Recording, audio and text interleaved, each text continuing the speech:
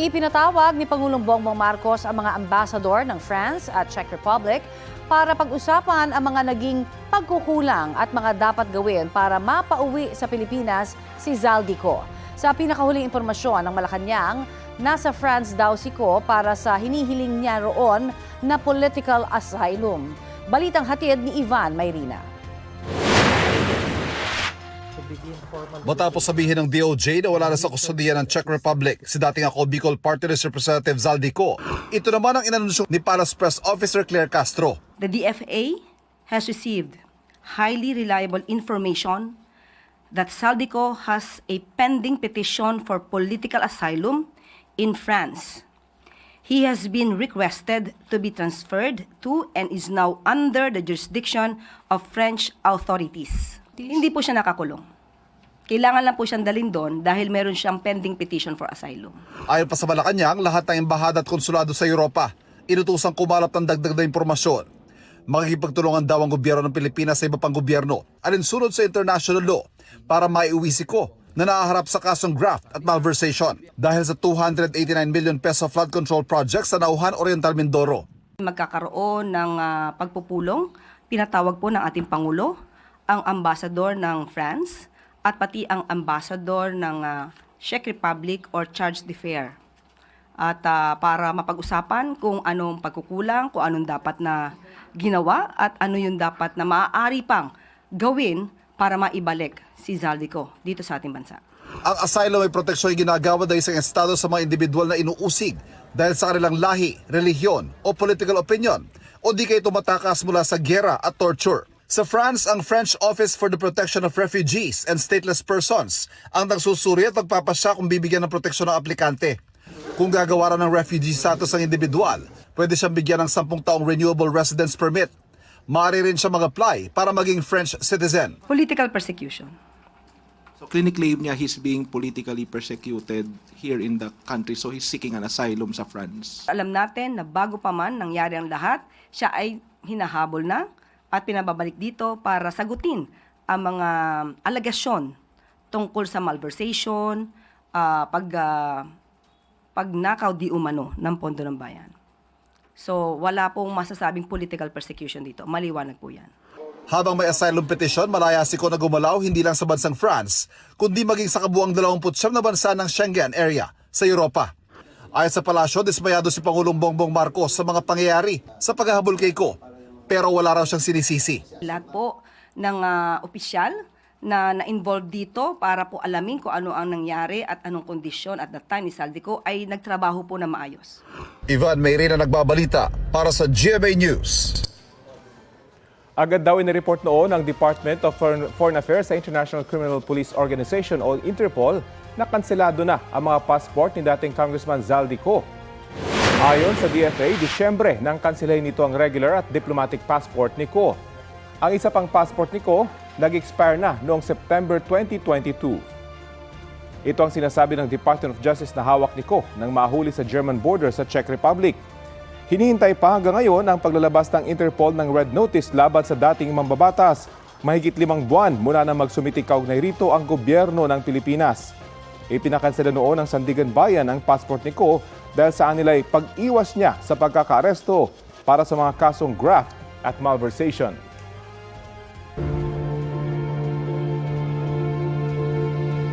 Ooperahan sa kanang balikat ang kontratistang si Curly Descaya. Ayon po yan kay Senate Secretary Mark Leandro Mendoza. Nakadetain po si Descaya sa Senado matapos ma-cite in contempt sa pagdinig noong Setyembre kaugnay sa questionableng flood control projects. Ayon sa Senate Secretary, hinihintay lamang ang clearance para makalabas si Descaya bukas, Huwebes. Hindi binanggit kung saang ospital siya dadalhin dahil sa issue ng seguridad. Sakaling matuloy ang operasyon, ibabalik sa Senado si Descaya pagkatapos ng 1 linggo. Noong Marso, dinala rin si Descaya sa ospital dahil sa pananakit ng balikat. Samantala, pinaghahandaan ng National Power Corporation ang Pueblo pinaghahanda ng napakapubliko sa posibleng rotational brownout sa ilang lugar sa bansa. Sabi ng NAPCOR President Jericho Nograles sa panayam ng Super Radio DZBB, apektado niya ng mga lugar na sineserbisyohan ng kanilang Small Power Utilities Group. Ito yung mga remote island at isolated area at kumukuha ng supply ng kuryente mula sa diesel power plants. Sabi niya, nahihirapan ang ilang planta na bumili ng diesel dahil sa taas ng presyo nito ngayon. Posible magpatupad ng rotational brownout kung magdipis ang supply. Gayunman, stable raw ang supply ng kuryente sa ibang lugar sa bansa. Update na po tayo sa pagdinig ng House Justice Committee sa impeachment complaints laban kay Vice President Sara Duterte sa ulat on the spot ni Tina Panganiban Perez. Tina? Rafi, ang banta ni Vice President Sara Duterte laban kina Pangulong Bongbong Marcos, First Lady Lisa Marcos at dating House Speaker Martin Romualdez ang tututukan ng House Justice Committee ngayong araw. Para riyan, present si NBI Director Melvin Matibag at mga investigator ng NBI na nagsagawa ng investigasyon sa naturang banta. Sa pagsisimula ng hearing, pinalikan ni House Committee on Justice Chair Representative Jerry Luistro ang mga pinag-usapan noong nakaraang hearing. Ang SALN ni VP Duterte na nagpakitang tumaas ang net worth niya mula noong 2016 na 34 million pesos paakyat sa 88 million noong 2024 pero walang idineklarang cash on hand and in banks mula 2019 at mga idineklarang kumpanyang halos hindi kumikita o kaya lugi kasama ang kumpanyang hindi naman idineklarang stockholder ang bise pero nasa SALN ang bise. Tinalakay rin ng report ng Anti-Money Laundering Council tungkol sa bank transactions ng bise at kanyang asawang si Atty. Manasseh Carpio kung saan umabot sa 6.7 billion pesos ang gumalaw na pera at ang alegasyon ni dating Senator Antonio Trillanes IV na mga bank account ng bise at kanyang amang si dating Pangulong Rodrigo Duterte kung saan nakumpirma ng AMLAC ang ilang random na piniling transaction. May pending na issue pa galing sa nakaraang hearing ang selyadong kahong isinumite ng Bureau of Internal Revenue na naglalaman ng income tax returns ng bise at kanyang asawa. Nauna nang sinabi ni Luistro na pagbobotohan ngayong araw ng komite kung bubuksan ang kahon o hindi. Tanong ni Luistro, nasa loob ba ng kahon? Ang sagot sa tanong, nasaan galing ang bilyong-bilyong pisong transaksyon? Kung milyon-milyon lang ang net worth ng bise. Sa pahayag ng kampo ng bise, nasa Senado na sila sasagot, tanong ni Luistro. Pag-amin ba ito na kinikilala nilang may sapat na ebidensya nga laban sa bise, kaya aabot sa Senate Impeachment Court ang kaso? Sa pahayag ng Duterte Defense Team naman na mag-ingat sa 6.7 billion pesos na transaksyong inulat ng AMLAC, sabi ni Luistro, banta ba ito? Anong klaseng sagot daw ito sa simpleng tanong na saan galing ang bilyong-bilyong puso? Tanong ni Luistro, ito na ba ang binanggit ni Representative Zia Alonso Adjong noong nakarang hearing na senyales ng money laundering? Posibleng ito na ang huling araw, Rafi, na magsasagawa ang House Committee on Justice ng hearing sa impeachment complaints laban kay VP Duterte. Kung mapagbotohan na mamaya ang determination of probable cause, ang susunod na ay pagbobotohan ng plenaryo ang committee report na posible sa May 4 at agad daw iyong iaakyat sa plenaryo. Sa ngayon, Rafi, ang tinatalakay pa rin ay kung bubuksan o hindi ang selyadong kahong isinumite ng BIR. Karamihan sa mga napakinggan na natin nagsalitang kongresista ay pabor na buksan ito ang kanilang binabanggit na dahilan. Una, pinapayagan ng konstitusyon ang kanilang kapangyarihang magsabtina at ang mga laman ng kakahon ay bahagi ng sinampina ng komite. At ang ginagamit ng BIR na dahilan para hindi ito buksan ay isang batas, pero mas mataas daw sa batas ang ating konstitusyon. Sabi pa ni Representative Laila de Lima na endorser ng Sabaya impeachment complaint, kalaunan sila rin naman ang magiging prosecutors. At bilang prosecutors, dapat alam nila ang lahat ng ebidensyang ihaharap nila sa Senado, kaya dapat alam din nila ang laman ng kahon. At sa mga nagsasabing may probable cause na naman silang nakikita sa ibang ebidensya nang hindi pa binubuksan itong BIR box, sabi ni De Lima, mas lalong dapat nilang buksan ang kahon para mas mapagtibay pa raw nila ang probable cause. Rafi? Maraming salamat, Tina Panganiban Perez. 7 ang sugatan sa sunog na sumiklab sa Barangay Santa Ana sa Pateros kaninang madaling araw. Balitang hatid ni EJ Gomez. Ginising ng naglalagablab na apoy ang mga residente ng Barangay Santa Ana sa Pateros mag-aalas 12 ng hating gabi. Agad itong itinaas sa unang alarma. Nagpahirap sa mga bumbero ang masisikip na daan.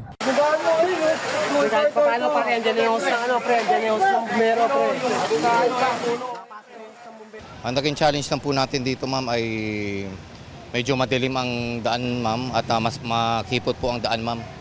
At saka yung mga kabahayan po ay gawa po sa light materials po. Kinailangan pumasok ng mga bumbero sa mga katabing daan para mabugahan ng tubig ang mga nasusunog na bahay. Ilan sa kanila umakyat din sa mga bubong. Ayon sa Bureau of Fire Protection at Pateros LGU, 16 na pamilya o mahigit 40 individual ang apektado ng sunog, kabilang ang pamilya Santualia na mahigit 3 dekada na raw naninirahan. Nakarinig daw sila ng tila pagsabog bago ang sunog. Nakita ko po may umiilaw po sa third floor. Kala ko po may fireworks lang po.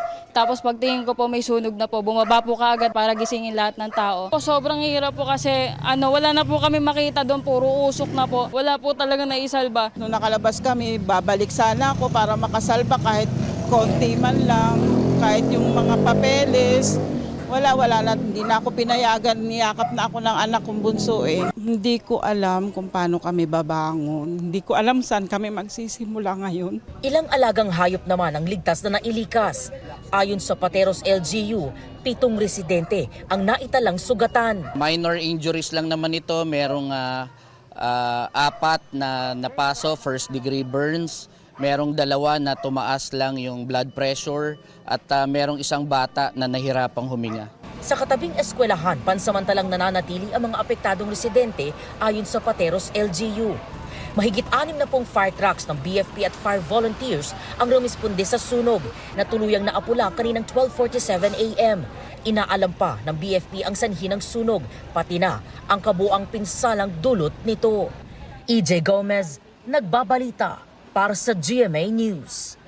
The National Criminal Court is now in session. Rodrigo Roa Duterte.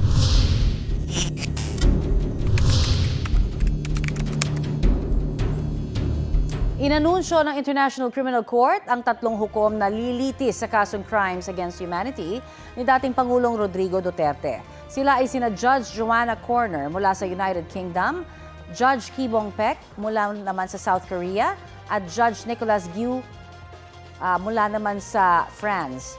Ayon sa ICC, ang 3 judge ang bubuo sa Trial Chamber 3.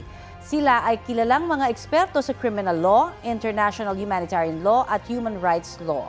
Nauna nang sinabi ng kampo ni dating Pangulong Duterte na iaapila nila ang desisyon sa pre-trial Chamber 1 na i-confirm ang lahat ng charges laban kay Duterte. Ayon sa ICC, kailangang humingi ng permiso ang defense team ng dating Pangulo sa pre-trial Chamber 1 bago umapila. Ayon sa Principal Counsel ng Office of Public Counsel for Victims na si Paulina Masida, ay kailangan munang marisolba ang apela ng dating Pangulo bago simulan ang trial proper. Oras daw na magtakda ng unang pulong ang Trial Chamber 3, agad daw hihilingin ng OPCV na simulan na agad ang pagdinig dahil matagal na itong hinihintay ng mga biktima. Ito ang GMA Regional TV News. 3 milyong pisong halaga ng alahas at cash ang natangay mula sa isang pawn shop sa Kalinog, Iloilo. Ayon sa pulisya, posibleng dumaan ang mga salarin sa drainage mula sa ilog at binutas ang sahig para mapasok ang sanglaan sa Barangay Poblasyon Sentro. Sa ngayon, may 2 persons of interest na ang mga otoridad. Hindi pa nila masabi kung miyembro ng termite gang ang nasa likod ng panloloob. Patuloy sila nangangalap ng CCTV footage para sa investigasyon.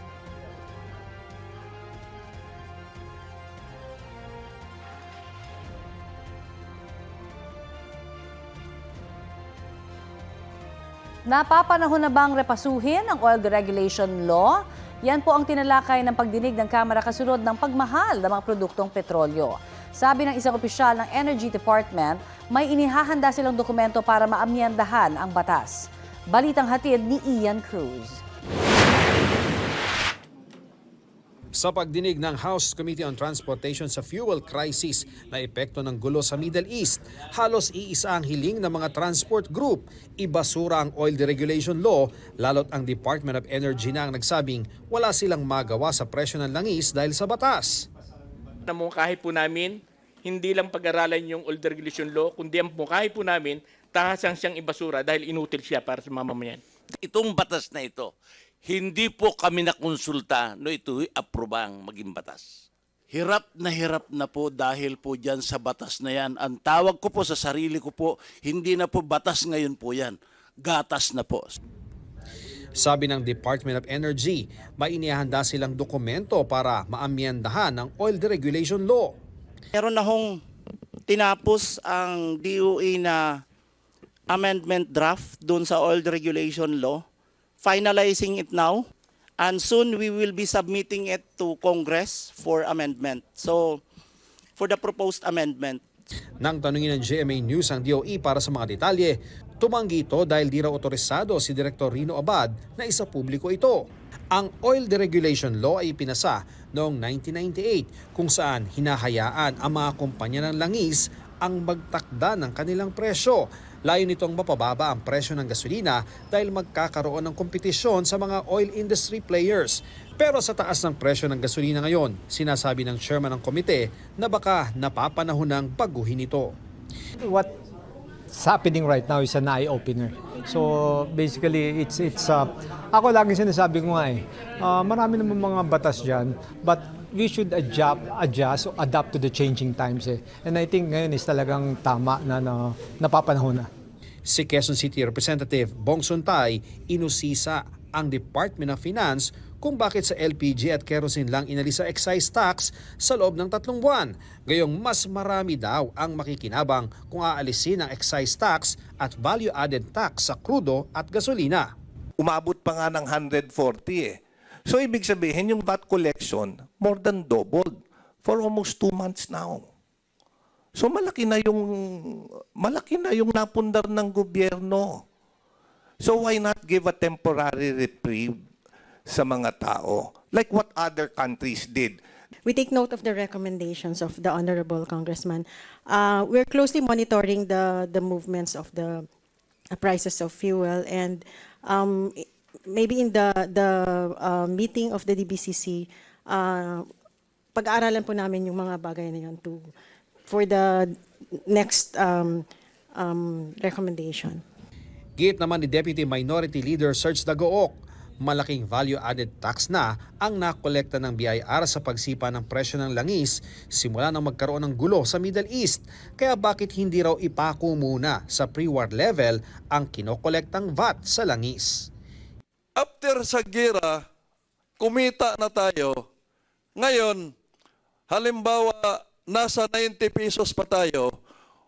So yung 90 pesos minus 55, 55 lang ang patawa natin ng VAT. Ang ibig kong sabihin, ang isuspend lang natin na koleksyon ng VAT, yung increase ng fuel cost per liter. We will relay your recommendation to our principals for further study. Ian Cruz nagbabalita para sa GMA News.